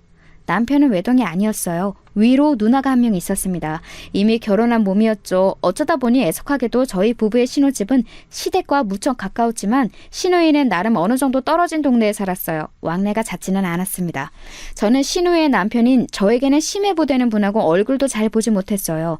그런데 이 시누이의 존재를 제 지인이 지적한 거예요. 시댁에서 간과해도 괜찮은 존재는 단 한 명도 없으며 시누이는 특히나 살펴볼 필요가 있다는 조언에 제 고개가 끄덕여졌습니다. 시부모님께서는 시누이 얘기만 나왔다 하면 세상에서 가장 속 터지는 이야기라도 들으신 분들 마냥 표정을 굳히셨고 남편은 우리 누나보다 골 때리는 사람을 본 적이 없어 라는 말을 연애할 때 저에게 슬쩍 한 바가 있었습니다. 그때는 흘려들었었는데 가만히 생각해보니까 왠지 시누이가 어떤 사람인지 제가 아직 전혀 모르고 있다는 게 왠지 이상한 거예요. 시어머니처럼 호들갑 떠시는 성격, 그 아래서 나온 딸이 저에게 전혀 아무런 상관을 안 하고 있다는 게 수상했습니다. 결혼을 한 지 꽤 된 지인 2명은 이유는 알 수 없으나 시댁 얘기를 들어봤을 때 왠지 그 시누이라는 존재가 싸하다 이런 의견까지 주더군요. 그건 너무 지나친 비약 같아서 저는 피식 웃어 넘긴 뒤 머릿속으로는 시누이에게 살짝 접근해볼 계획을 짰습니다. 이거 혹시 며느리하고 시누이하고 의외로 둘이 편먹고 으쌰으쌰 할 수 있는 거 아닐까? 내 시누이가 모전 여전하고는 아주 거리가 먼 사람일 수도 있어. 그렇다면 시누이를 든든하게 방패 삼으면 돼. 시누이한테 사주팔자에 대해 어떻게 생각하냐면서 온부도 뛰어봐야겠다. 나처럼 그런 걸 질색하면서 피곤해하는지 아닌지 반응을 보면 되잖아. 우선 남편에게 슬쩍 물어봤죠. 시누이 어떤 사람이냐고요. 그러자 저녁밥을 먹던 남편이 사례가 들렸는지 밥알을 뿜었습니다. 밥맛 떨어지기 싫이 제 얼굴에 반말이 다 튀었지만 미안하다고 호들갑 떠는 남편을 진정시키려고 애써 아무렇지 않은 척 웃으며 시누이에 대한 얘기를 이었습니다. 직장도 안 다니고 단시간 아르바이트만 하면서 아기 키우고 집안일 열심히 하는 완전히 내조의 여왕 같은데? 내 축축이 맞아? 어때? 뭐? 우리 누나가 내조의 여왕? 그래, 당신 좋을 대로 생각해. 따지고 보면 내조의 여왕이 못 될 이유도 없지. 그런데 나는 아무튼 당신은 우리 누나하고 가까워지지 않았으면 좋겠어. 나한테는 친누나지만 당신에게는 시누이잖아. 거꾸로 올 수 있는 관계인데 굳이 힘들게 노력하지 않아도 돼. 언뜻 보면 저를 배려해주는 만점짜리 남편의 답변 같았지만 저는 이리저리 흔들리는 남편의 눈동자를 봐버린 뒤였습니다. 맞벌이 부모님 아래서 남동생 둘을 돌보며 산 제가 오지랖이 결코 적은 유형일 수는 없었죠. 무대포 같은 기질도 꽤 있었고요. 그래서 신우에게 스리슬쩍 연락을 해봤습니다. 은근슬쩍 시부모님의 사주팔자 미신맹신에 대해서 화두를 꺼내보았습니다. 그랬다가 제가 완전히 대화를 낚았어요. 아, 몰라. 짜증나 죽겠어. 예전에 무슨 철학관이며 점집이며 우리 엄마가 한창 호기심 가지고 지인분들과 다닐 때가 있었는데 그런 곳들이 하필 내 일을 잘 마치는 바람에 지금 이렇게 된 거잖아. 네? 형님 일이 잘 맞아떨어진 것을 계기로 어머님께서 그런 걸 맹신하시게 된 거였다고요? 헉, 형님의 사주풀이라도 기가 막히게 그런 곳에서 했었나 봐요? 아니면 미래 예견이라도 잘했던 걸까요? 아, 말도 마. 내가 빵에 들어갈 걸 대체 어떻게 하라는지 몰라. 나는 혹시 그런 곳에서 입을 나불거린 덕분에 내가 부정 타서 그렇게 된 건 아닐까 생각 중이야. 재수도 더럽게 없지. 하필 걸려서 빵에 들어갈 건 뭐람? 나는 갈 때보다도 더 흔들리는 사람이라서 결혼으로도 붙잡을 수가 없다고, 말년까지 복잡할 수밖에 없다고 그런 얘기도 우리 엄마가 들었었대. 그게 벌써 옛날에 들은 얘기인데도 아직까지 신경을 쓰신다니까. 저기 형님, 말씀 중에 죄송한데 빵이라뇨? 저희가 맛있게 먹는 밀가루로 만든 그 빵이 아니고 다른 빵 말씀하시는 거 맞죠? 내 정신 좀 봐. 갑자기 입이 트여서 별소리를 다 해버렸네. 이렇게 될까봐 나보고 이딴 소 철저히 하고 올케하고 친해지지 말라고 다들 그랬던 건데 큰일 났다. 올케, 나한테 아무 소리 못 들은 걸로 해주면 안 될까? 정신없이 중얼거리는 신우의 목소리에 제정신이 함께 아득해졌습니다. 어떻게 그걸 못 들은 걸로 할 수 있겠나요? 어느 정도의 수위여야 협의가 가능하죠. 그런데 빵이라뇨. 그건 감방, 즉 감옥을 뜻하는 것이었습니다. 제 신우이라는 사람이 감옥에 다녀온 범죄자였다니 상상도 못했던 이야기여서 헛웃음이 막 흘러나왔네요. 시부모님과 남편은 물론이고 기타 친척들까지 죄다 이 사실을 알고 있었지만 아무도 저에게 알려주지 않았다는 것에 묘한 배신감도 들었습니다. 즉시 남편을 족쳤죠. 저는 제가 속았고 우습게 여겨진 것 같아서 기분이 너무 더러웠어요. 그러자 남편은 또 무릎을 더 꿇었습니다. 심지어 제 얘기가 끝나기도 전에 일단 무릎을 더 꿇더군요. 지금 생각하면 이런 면모가 너무 웃긴 남자였던 것 같네요. 저는 이 남자처럼 무릎이 잘 꺾이는 사람은 보지를 못했습니다. 하지만 당시에는 무릎을 꿇으며 제 마음이 좀 약해졌던 것 같아요. 솔직히 살면서 무릎 꿇으며 용서를 비는 사람을 마주할 일이 몇 번이나 있겠어요? 평생 그런 경험을 못 해보는 사람이 훨씬 많을 거라고 생각해요. 그러니 제가 남편의 앞에서 화가 좀 수그러졌죠. 미안해. 우리 누나가 전과자라는 사실을 밝히며 당신처럼 멋진 여자를 놓칠까봐 그게 두려워서 치사하고 비겁하게 거짓말을 했어. 내가 미안해. 내가 죽일 놈이야. 나를 용서하지 않아도 좋아. 그런데 내가 당신을 절절하게 사랑하는 마음만큼은 알아줬으면 좋겠어. 울먹이면서 그렇게 말하는 남편에게 더 화를 내기도 못해서 신우이가 어쩌다가 전과자가 됐는지 그 얘기나 자세히 들어봤네요. 사기 사건에 엮였는데 공범으로 취급당해서 억울하게 실형 6개월을 살고 출소했다고 하더군요. 어떻게 보면 신우이도 불쌍한 피해자일 뿐이라면서 남편이 한숨을 크게 쉬었어요. 적극적으로 사기를 치려고 쳤던 게 아니라 사기꾼들에게 잘못 홀려서 잠깐 어울리다 보니 휘말렸다는 거였죠. 저는 고민하다가 누군가에게 상담을 요청했습니다. 평생을 혼자서도 잘해요 하면서 살아왔던 저였건만 결혼한 이후로 도저히 혼자서는 머리를 싸매봤자 답이 안 나오더라고요. 제가 연락한 상대는 바로 제 올케였어요. 제 바로 아래 남동생의 아내 말이에요. 저희 집은 둘째가 첫째보다 먼저 결혼한 경우랍니다. 제 신우이의 이야기를 해주니까 올케는 어처구니 없어 했어요. 그건 말도 안 돼요. 정말 결백한 상황이었다면 징역 6개월까지는 안 나왔을 것 같은데요. 특히나 초범이었다면 더 그랬을 거예요. 그런 상황이었는데 대한민국에서 집행유예가 아니라 실형구형이라고요? 에이, 그럴 리가 없죠. 그쵸? 올케도 그렇게 생각하죠? 와, 이제야 가슴이 뻥 뚫리는 기분이 드네. 나도 왠지 미심쩍은 느낌은 들었는데 시댁 사람들이 결백하다면서 딱 잡았다니까 내가 아래송해지더라고요. 진짜 억울한 상황이었을까 싶은 생각도 살짝 들었고. 잘 생각해보세요. 그 사기 범죄에 알고 끼어들었어도 문제, 모르고 끼어들었어도 문제예요. 알았다면 진짜 백의 사기꾼인 것이고요. 몰랐다면 지능 수준이 의심되는 거죠. 그런 지능이라면 다른 사고도 또 치고 살 수밖에 없으니 어느 쪽이든 골치 아파요. 그런데 그분 남편은 이런 거 다 아시고 결혼한 걸까요? 그럼 죄다 한통속이라는 건가? 이제 보니까 심해부라는 분은 신우의 정가를 아는지 궁금해졌어요. 바로 얼마 뒤가 시댁에 1년에 몇 없는 제사였는데 그게 갑자기 반갑게 느껴지더라고요. 심해부를 만날 수 있으니까요. 제사를 지내러 모인 평일 늦은 저녁, 저를 보자 신우이가 환하게 웃으며 손을 흔들었습니다. 품에는 자기 어린 딸도 끼고 온 참이었죠. 이때 시조카가 아마 3살인가 그랬을 거예요. 전과 사실을 들켰음에도 저와 친해졌다고 생각한 것 때문인지 즐거워하는 신우에게 저도 마지못해 환한 미소를 지어주었네요. 다른 친척분들도 대거 참석하셨어요.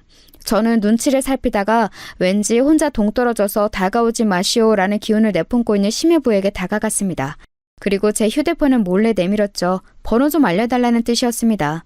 남편에게서 얻어내려고 했었는데 황당하게도 남편이 심해부 번호를 안 갖고 있다고 했었거든요. 당황해서 저를 쳐다보던 심해부는 주변의 눈치를 살피더니 아무도 안 볼 때 제 휴대폰에 자기 번호를 찍어주었어요. 만약 심해부가 신우의 전과 사실을 모르는 상태라면 제가 입을 잘못 놀려서 가정을 파탄낼 수 있었으므로 저는 다른 주제를 먼저 꺼내들며 간접적으로 캐내볼 심산이었습니다. 그래서 제가 어떤 얘기를 꺼냈던 줄 아세요? 남편의 옛 여자 얘기를 꺼냈어요. 왜냐하면 공공연한 시댁의 적 같은 존재로 구전설화처럼 내려오는 인물이었거든요. 그녀는 배우자 없이 홀로 아이를 낳아 키우는 미혼모였고 남편보다 연상이었으며 절절하게 연애를 하다가 시부모님의 격렬한 반대에 부딪혀 헤어진 사람이었습니다. 시어머니께서는 가끔 태도가 살랑거리지 못하는 제가 마음에 안 들어서 죽겠다는 표정을 지으시다가도 예전 그년보다는 낫지라고 중얼거리며 가슴을 쓸어내리셨어요. 그리고 제가 예상하건대 남편이 저하고 결혼하겠다며 시부모님을 설득했을 때 아마도 그 여자를 들먹였을 게 뻔했어요. 그 쥐뿔도 없는 미혼모와 헤어졌으니 대학 잘 나오고 똑 부러지는 저 같은 며느리는 감지덕지 아니냐며 시부모님을 설득했을 과정이 눈에 선했습니다. 시기상 남편이 그 미혼모와 헤어진 것은 신우이가 심해부와 결혼한 이후였으니 심해부에게 그 미혼모에 대해 물어보는 그림이 이상하지는 않았어요. 저는 남편 이전에 가벼운 연애만 했었고 진지한 교제는 없었는데 남편은 진지하게 상대를 만났었다고 하니까 신경이 쓰인다는 식으로 말을 해봤습니다. 그러다가 얘기가 흘러가면 신우의 정가를 아는지 아닌지 슬쩍 건드려볼 심산이었던 거예요. 그런데 이게 웬일인가요? 제가 또 의도치 않게 대어를 낚아버렸어요. 아무래도 저는 낚시를 했어야 했나 봐요. 그랬다면 강태공으로 이름을 날렸을지도 모르죠. 심해부가 그 미혼모 질문을 받고 나서 갑자기 한숨을 푹 내쉬더니 머뭇거리면서 저에게 이런 소리를 했습니다. 이건 너무 조심스러운 얘기인데 암만 해도 뭔가 짚히시는 게 있으니까 갑자기 그 여자에 대해 물어보시는 것 같아서 그냥 허심탄회하게 말씀을 드리렵니다. 아마 처남은 지금도 그 여자를 만나고 있을 거예요. 엊그제 제사 때 은근슬쩍 처남에게 아직도 못 잊었냐고 지나가도 물었는데 여전하죠 라고 답을 하더군요. 남자끼리는 그 뉘앙스가 뭔지 바로 알 수 있어요. 현재 진행형이라는 뜻입니다. 청천벽력이었습니다. 저는 하마터면 퇴근길에 쓰러질 뻔했어요. 그 정도로 심해부의 발언을 듣고 많이 놀랐습니다.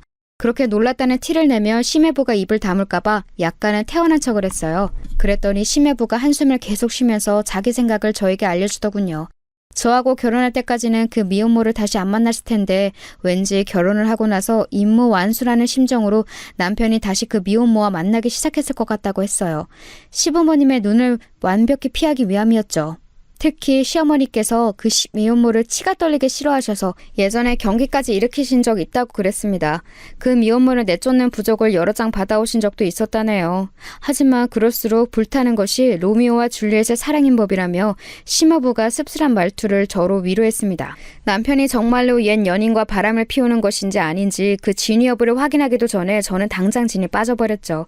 저에게 이런 걸 왜 알려주시냐고 물었더니 신우이가 전과자였는데 모르고 결혼한 게 너무 억울해서 그 집안 사람들에게 속은 게 아직도 분하기 때문에 저에게 이런 사실을 밝히는 거라고 그랬습니다. 신우이가 전과자라는 걸 알았을 때 당장 이혼을 하려고 했는데 그때 마침 신우이가 임신을 한 게 밝혀진 거예요. 그래서 뱃속 아이 생각을 하며 이혼도 미뤘다고 했습니다. 신우이가 가정에 충실하면 잘 사는지 안 사는지 두고 보기로 한 거였죠. 그러다가 시간이 흘러서 현재가 된 거였고요. 여기까지 다 듣고 나니까 어안이 벙벙하더군요. 가볍게 내리는 눈송이를 맞으러 나갔다가 폭소를 맞아서 파묻힌 사람이 된 기분이었습니다. 제가 할 일의 순서는 정해져 있었어요. 남편에게서 진위 여부를 캐내는 것이었죠. 아니길 바랬습니다. 왜냐하면 아직 결혼한 지 1년도 안 채운 신혼이었고 남편이 저를 내내 속여왔다고 한다면 너무 비참할 것 같았고 저는 눈 시퍼렇게 뜨고 당해온 천하의 멍청이가 되고 싶지는 않았거든요. 이런 거 진짜 안 물어보고 싶었는데 당신 혹시 나 말고 다른 여자 있어? 바람 피워? 어떻게 그런 소리를 해? 왜 갑자기 그런 걸 묻는 거야? 무슨 일이 있었어? 다짜고짜 나를 의심하니까 나는 너무 당황스러워. 지금 솔직히 말하면 용서해 줄 수도 있어. 아니, 그냥 나부터 까놓고 말할게. 나 사실은 당신이 바람난 거 알고 있었어. 최근에 눈치챘어. 당신 전에 만나던 그 여자를 만나고 있는 거지? 이미 다 알고 있고 증거까지 하나 잡아놓은 뒤니까 추하게 발뺌을 안 했으면 좋겠어. 그러면 나 진짜 당신에게 너무 실망할 것 같아. 저의 철면피 같은 대응 능력이 또 한 번 빛을 발하는 순간이었다고 평가하고 싶네요. 증거? 그런 거 없었어요. 제가 가지고 있는 건 심해부에 한숨 크게 섞인 추론이 전부였던 것을요. 하지만 저는 이미 눈치 다 챘고 증거까지 손에 넣은 척 굴었습니다. 진지하고 살벌한 표정을 지으며 애절한 눈빛까지 잊지 않았죠. 남편이 펄쩍 뛰면서 끝까지 아니라고 하면 내가 진짜 오해했나 보다 라며 사과를 정중하게 할 작정이었습니다. 하지만 남편은 제 얼굴을 빤히 살펴보더니 이내 무릎을 꿇었습니다. 그놈의 털썩 소리가 그 순간에 왜 그렇게 제 복장을 뒤집어 놓던지요. 내가 잘못했어. 그런데 미련이란 이름의 충동이었어. 그 사람 너무 불쌍하고 가여워서. 당신도 알겠지만 그 사람 미혼모인데 심지어 애가 건강이 안 좋까지 해. 여자 혼자 아등바등 애를 쓰면서 사는 모습을 보니까 여전히 안쓰럽다는 생각이 들어서. 그래서 결혼했다는 소식을 뒤늦게 알려주면서 몇 번 연락을 주고받았을 뿐이야. 마트에서 장 한 번 크게 봐준 거 그것 말고는 돈을 쓴 것도 없었어. 이건 사랑이 아니라 과거에 만났던 인연에 대한 슬픔이야. 사랑은 오로지 당신에게만 향했으니까.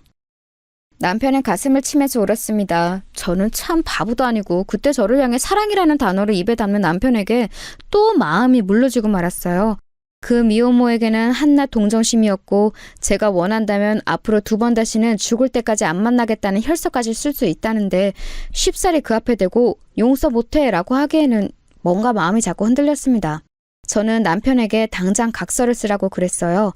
만약 그 미혼모와 다시 연락 한 번이라도 하면 당장 이혼인 것은 물론이고 절대적으로 저에게 유리한 조건으로 이혼하겠다는 각서였습니다. 저는 이걸 단순히 부부간의 각서에 그치지 않고 변호사를 찾아가서 공증까지 받아놓을 거라고 그랬어요. 사실 제가 그런 걸 잘 알고서 떠든 소리는 아니었습니다. 하지만 남편에게는 효과가 있었죠. 남편이 겁에 질린 표정이 되었거든요. 반드시 각서를 지키겠다며 맹세를 거듭했어요. 그러고 나서 마무리를 어떤 말로 했던 줄 아시나요? 당신이 한 가지만 지켜줬으면 좋겠어. 우리 엄마한테는 제발 부탁이니까 내가 그 사람 다시 만났다는 소리 절대로 하지 말아줘. 그랬다가는 우리 엄마 진짜 당장 쓰러지실 거야. 그렇게 생각하는 인간이 어떻게 대범하게 그 여자와 연락할 용기를 냈어? 참 희한하네. 어머님 얘기가 나와서 말인데 우리 이사 가는 게 어때? 나는 이제 어머님하고 가까이 살고 싶지가 않아. 시댁과 아주 멀리 떨어진 곳에 사는 며느리가 되는 게 나의 새로운 꿈이 되었거든. 그 꿈이 이루어지도록 당신이 협조 좀 해줄래? 겁에 질려있던 남편은 무조건 고개를 끄덕였어요. 아무 생각 없이 무작정 멀리 떠나겠다는 건 아니었습니다. 시어머니의 말씀을 따를 작정은 아니었건만 제가 공교롭게도 퇴사를 생각하게 되었기 때문이었어요. 왜냐하면 제가 기업을 물려받게 되었기 때문입니다.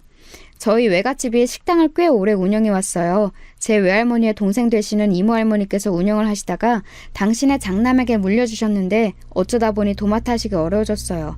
다른 사람에게 넘기며 큰돈 만질 수 있었을 텐데 저희 부모님께 연락을 주셨습니다. 부모님은 아빠의 정년퇴직 이후 귀농 생활을 천천히 그리고 계셨기 때문에 곤란해하셨고 저희 3남매에게 의견을 물어보셨어요.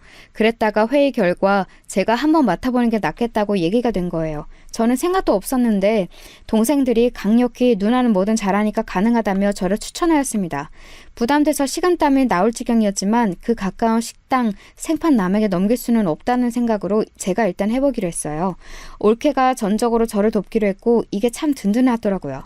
이사를 간다고 했을 때 시댁에서 상의도 없이 뭔 짓이냐며 화를 내는데 제가 외갓집에 가업을 잇기 위함이라고 하니까 태도를 바꾸더군요. 예, 너 진짜 웃긴다. 너는 집안에 그런 좋은 식당이 있었으면 진작에 얘기를 했어야지. 왜 깜찍하게 숨기고 있었다니? 아무튼 우리 아들이 네 덕에 그런 번지르르한 식당의 사장님도 되어보는구나. 이거 참 고맙다. 갑자기 웬 남편이 사장님이라는 것인지 어이가 없었는데 제 앞에서 남편이 눈치를 주면서 장단 좀 맞춰드려 이런 신호를 보내길래 어쩔 수 없이 고개를 끄덕여 드렸네요. 저는 남편이 또 어떤 허세를 떨어놓은 것인가 싶어서 걱정이 되는데 그것보다 더 큰 규모가 큰일이 벌어졌어요. 남편이 퇴사를 한 겁니다. 저하고 이런 방구 상의도 없이 확 퇴사를 해버리더니 자기도 저와 함께 식당에 올인을 하겠다고 했어요. 미친 거 아닌가요? 제가 언제 퇴사하고 식당 일 도와달라고 그랬나요? 왜 멋대로 행동하냐고 제가 엄청 따졌더니 남편이 무릎을 털썩 꿇으면서 그랬습니다. 사실은 시부모님께서 그 식당의 사장이 됐다고 이미 말을 다 해놨다네요. 자기도 왜 그랬는지 모르겠는데 입이 멋대로 나불거렸대요. 번복은 쪽팔려서 못하겠으니 이왕 이렇게 된 거 정말로 식당에서 열심히 일을 하며 지내보고 싶다고 그랬습니다. 식당을 맡게 된 기념으로 시댁 식구들이 우르르 몰려오기로 한 날이 잡혀 있었는데 그 날짜를 앞에 두고 남편이 얼른 퇴사를 한 것이었죠. 사장 됐다고 한 걸 증명하려고 말입니다. 기가 막혔네요. 그런데요, 시댁 식구들이 단체로 몰려온 그날 저는 시어머니와 결국 대판 싸우고 말았습니다. 사람들 다 있는 데에서 저보고 이번 달에 생리했냐? 임신은 아직이냐? 이런 소리를 크게 자꾸 물어보셨거든요. 피곤한 와중이었기에 제가 폭발한 거였죠. 왜요? 제 대답에 따라서 부족의 효험이 달라지나요? 또 보살님인지 뭔지 아는 거 찾아가서 돈 쓰시려고 그러죠? 어머님이 그런 것에 쏟아부으신 돈을 합치면 여기 식당 인수하실 수도 있겠는데요? 너 지금 태도가 왜 이따위야? 우리 아들 만나서 너는 앞길에 잘 풀리는 사주가 됐는데 고마움도 모르고 설쳐? 그러더니 시어머니께서 제 뺨을 세게 치셨어요. 모두가 보는 앞이었죠. 저는 맞아서 돌아간 고개 그대로 가만히 있었습니다. 일부러 그랬네요. 식당에 정막이 감돌았고 잠시 후 시어머니께서는 아차 하시면서 당황하셨지만 이미 늦은 뒤였습니다. 차라리 한 대 맞고 끊어낼 수 있으면 제가 이득이었죠. 앞으로 안 뵙고 지내고 싶어요. 어머님 아들만 만나시든지 말든지 하시고 저는 찾지 마세요. 여기도 오지 마세요. 오시면 무조건 쫓아낼 겁니다. 싸늘하게 말한 저에게 반박할 수 있는 사람은 없었죠. 그날 이후로 저는 사는 곳의 거리가 멀어졌을 뿐더러 왕래하거나 안부를 여쭈하는 책임감에서 벗어나게 되었습니다. 해방이었네요. 남편은 제 눈치를 살피며 중간에서 고군분투를 해댔고요. 그런데 갑작스러운 소식이 들려왔어요. 시누이 부부의 이혼이었습니다. 남편은 이유를 모르겠다고 그랬고 시누이의 짧은 통화에서 저에게 비련의 여주인공처럼 버림받았다고 말을 했어요. 저는 진짜 이유를 심해부를 통해 들을 수 있었죠. 아이가 아무리 봐도 저를 닮지 않아서 하기 싫은 의심을 쭉 해오고 있었는데 얼마 전에 유전자 검사를 받았어요. 그 결과는 보시다시피 이혼입니다. 애엄마는 알고 있었더군요. 심지어는 장인어른 장모님 모두 그 사실을 알고 계셨습니다. 정말 엄청난 집구석이에요. 조심하세요. 방심하면 안 됩니다. 와, 세상에 뭐 이런 일이 다 있나 싶었네요. 새삼 시댁이 엄청나다는 생각이 들었어요. 그러면서 저는 심해부의 조언을 뼈에 새기며 돈을 아주 알차게 쓰기로 결심했습니다. 흥신소에 의뢰해서 남편을 캐냈어요. 그러자 곧장 증거가 잡혔습니다. 남편은 결국 그 미혼모를 또 만나고 있었어요. 실망감도 안 들더라고요. 그저 제 자신이 너무 초라해진 것 같아서 그게 싫었을 뿐이죠. 남편은 또 제 앞에서 무릎을 꿇었어요. 진짜 꼴보기 싫더라고요. 소용없으니까 무조건 이혼하겠다고 부부 재산은 모두 제 것이니까 몸만 나가라고 그랬습니다. 남편은 울고불고 난리를 치다가 안 통할 것 같으니까 겸허히 현실을 받아들이더니 딱 한 가지 저에게 부탁을 해왔어요. 우리 이혼했다는 거 우리 엄마한테는 알리지 말아주라. 말해도 나중에 때 되면 내가 알아서 말할게. 제발 부탁이다. 대신에 당신이 말한 이혼 조건 다 들어줄게. 저는 올케와 이 부분을 상의했는데 구질구질하게 이혼을 끌고 가면서 재산 분할이니 뭐니 개싸움을 벌이는 것보다 차라리 남편을 빈털터리로 내쫓는 게 낫다고 결론을 내렸어요. 어차피 저는 시댁과 쫑난 이후였으니 상관없었죠. 그렇게 이혼을 했습니다. 아무렇지 않을 줄 알았는데 속이 허했네요. 그래서 식당 운영에 더욱 박차를 가했어요. 제가 피와 땀을 쏟은 식당은 금세 강남 일대에서 천천히 쌓아온 명성 위에 제가 덧붙인 최고급 이미지라는 날개를 달고 더욱 잘 나가기 시작했습니다. 번호를 싹 다 차단한 시댁 식구들하고는 제가 아무런 접점도 없었지요. 그런데 시간이 꽤 흐른 어느 날이었습니다. 올케가 당황하면서 저한테 상세한 확인을 못하고 단체 예약을 받아보려는데 그게 아무래도 제 시어머니 같다고 말을 하는 겁니다. 이혼했으니 이제 전 시어머니였지만요. 아무튼 이미 예약을 받아버렸고 목전이었으니 그대로 진행하라고 그랬어요. 무슨 단체 예약인가 했더니만 동창회더라고요. 그분은 위풍당당하게 입장하셨습니다. 동창분들이 우아하시면서 자리에 앉으셨죠. 이런 최고급 한의실에서 동창회를 갖게 된다는 게 다들 즐거우신 듯했어요. 저도 이왕이면 그 즐거움 지켜드리고 싶었는데 그분이 저희 직원에게 사장 나오라 그래 라며 먼저 선을 넘으셨습니다. 얘들아, 여기가 내 며느리야. 바쁘다는 핑계로 얼굴을 안 비추는 얄미운 며느리인데 우리 아들이 자기 아내 혼내지 말라고 나한테 어찌나 그러던지. 우리 며느리는 자기가 결혼을 잘했다는 건 알고나 사는지 모르겠어. 우리 아들이 자기 아내 힘들까봐 나보고 여기 식당 오지 말라고 자꾸만 그랬는데 내가 동창회라는 행사를 두고 이런 식당을 모른 척 하는 건 아닌 것 같아서. 얘들아, 오늘 많이 먹어. 우리 아들이 여기 사장이니까 눈치 안 봐도 돼. 반찬 부족한 거 있으면 우리 며느리 불러다가 시키고. 예, 너는 오랜만에 시어머니 뵈었으면 먼저 쪼르르 나와서 인사도 하고 그래야지. 언제까지 예전을 꽁에 있을 거야? 아유. 그때 제 머릿속에 든 생각은 바로 못 들어주겠다 였습니다. 저보고 그 단체 테이블에 전담 서빙을 보라고 하시던 대목에서는 슬쩍 비웃음이 터져나왔죠. 그런 저를 향해 눈빛이 불량하다며 질책을 시작하시려고 하길래 제가 결국은 진실을 외치고 말았습니다. 아들한테서 또 어떤 거짓 허세를 들으시고 지금 이러시는지는 모르겠는데요. 저기요. 죄송한데 저는 그 잘난 아들하고 이혼했어요. 이혼한 지 벌써 1년이거든요. 뭐라고? 이혼? 너 그게 무슨 말도 안 되는 소리야? 이혼이라니. 지난 주말에도 우리 아들이 너하고 등산을 갔다 왔다고 그랬는데? 너랑 손을 꼭 잡고 있는 사진도 나한테 보내줬어. 그 손, 제 손이 아니라 아마 그 여자 사진일걸요? 이름은 모르겠는데 아무튼 그 잘난 아들이 예전에 만났다는 여자 있잖아요. 미혼모. 고아원 출신에다가 학력도 짧고 직업도 없고 딸린 애만 있는 그 미혼모요. 그 여자랑 바람 피워서 저한테 이혼당했어요. 한 푼도 못 받고 쫓겨났죠. 그러자 저희 전 시어머니 되시는 그분이 삿대질을 하며 자리에서 일어나셨다가 그대로 졸도하셨어요. 사람이 제 눈앞에서 기절하는 모습을 보니까 저도 심장이 막 떨렸네요. 구급차가 왔고 동창분들은 혼비백산해서 난리도 아니었죠. 며칠이 지나서 후일담을 들을 수 있었어요. 어떻게 들었냐고요? 모르는 번호로 자꾸 연락이 와서 받아보니까 전 신우이였습니다. 저에게 상황을 알려주고 싶어서 입이 근질거리는 바람에 다른 사람 휴대폰으로 연락을 했다고 그랬어요. 자기 번호는 차단당했으니까요. 와, 도대체 이토록 가벼운 뇌를 지닌 사람이 존재할 수가 있는 걸까 하는 근본적인 의문이 들었습니다. 아무튼 전 신우이가 알려준 내용은 이러했어요. 전 남편은 알고 보니 그 미혼모의 아이가 자기 아이라고 생각했기 때문에 인연을 끊지 못했다는 겁니다. 자기 아이를 외롭게 홀로 낳고 묵묵하게 키워온 미혼모에게 너무 미안한 죄책감이 들어서 그래왔던 것이죠. 그걸 알고서 전 시부모님 두 분이 거의 기절을 하셨다가 정신 차리고 유전자 검사를 했는데 웃긴 건 친자 불일치였다네요. 그래서 이번에는 전 남편이 거의 기절을 했죠. 미혼모가 철저하게 처연한 연기를 해온 것에 전 남편이 속아온 것이었습니다. 전 남편은 죽겠다고 난리를 쳤고 전 시어머니는 울부짖으며 집안의 부적들을 박박 찢어버렸대요. 그리고 저를 놓친 게 아까워 미치겠다고 하시며 가슴을 치셨다더군요. 이런 이야기를 신나서 떠드는 전 시누이 또한 저는 엄청난 인물이라고 생각을 했네요. 제가 너무 궁금해서 한번 물어나 봤습니다. 전 시누이의 아이는 그럼 대체 누구 아이냐고요. 그랬다가 또 엄청난 대답을 들었네요. 올케도 아는 사람이야. 그 TV에도 종종 나와. 이혼을 당한 후로 아이 친부에게 연락했어. 그랬더니 입막음 비용으로 돈을 많이 주더라.